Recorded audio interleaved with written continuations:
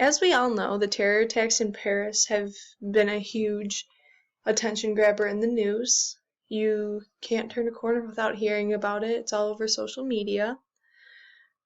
And they've been talking about the aftermath of all of it. So let's talk about what happened, how it happened, the results, who's responsible, and what's happened since then. So on Friday, November 13th, 2015, the crowds roared as France and Germany played in the first half of an international soccer match. It was about this time that the first of 7 terror attacks were launched nearly simultaneously. It started with an explosion just outside the Stade de France. Just after 9:20 p.m. local time, a few moments later, an explosion came from inside the stadium. Both of these attacks were executed by suicide bombers. French President Hollande was inside the stadium but was safely evacuated. At this time, 4 people are killed outside of the venue. About 5 minutes later, after this attack at 9:25, in Paris's 10th district, 2 restaurants are shot up by mass terrorists. 15 are killed and 10 are severely wounded. And you can see in the picture that the 10th district is the one in white, towards the upper right. At 9:30, 5 minutes after this attack, another explosion occurs at the Stade de France, but none are injured. At 9:32, 2 minutes later, shooters attack a bar in the 11th district of Paris. 5 are killed, 8 are severely injured. Again, 11 is the one in orange.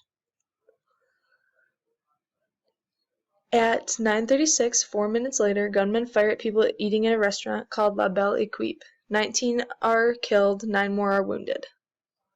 Another 4 minutes later, at 9:40, inside another restaurant in the 11th district of Paris, a suicide bomber attacks, leaving 1 person seriously injured and 10 others slightly injured. At the exact same time, gunmen show up to a concert venue called Bataclan and open fire. 89 people are killed. Here's where the attackers make an address about Syria and Iraq and are heard yelling Allah Akbar. 13 minutes later, at 9:53, another suicide bomber attacks near Stade de France. Only his remains are found. At midnight, French elite police head into Bataclan. 3 terrorists are killed and many people are injured. It is later reported at an unknown time 4 more people died in the 10th district of Paris. As a result, these attacks have left over 120 people found dead, with over 300 injured, along with the shock and confusion around the world.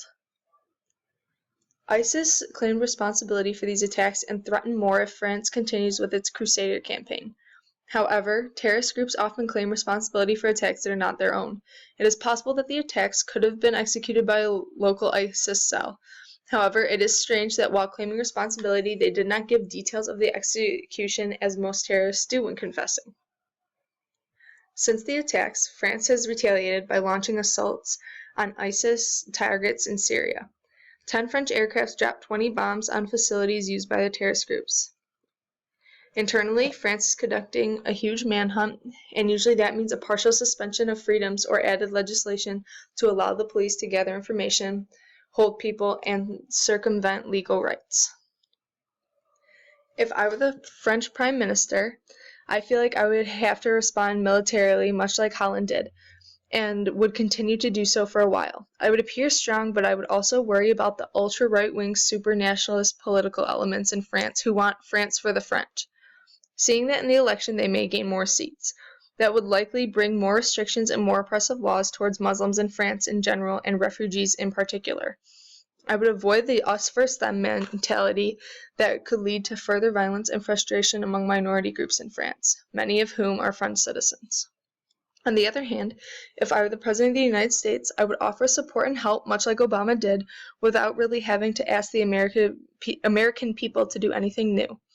I would help France choose targets to hit and suggest more, but seeing that the U.S. is trying to reach a deal over Syria with Russia and Iran, I would have to be aware of the fact that we would have to tread a little lighter in our choice of actions.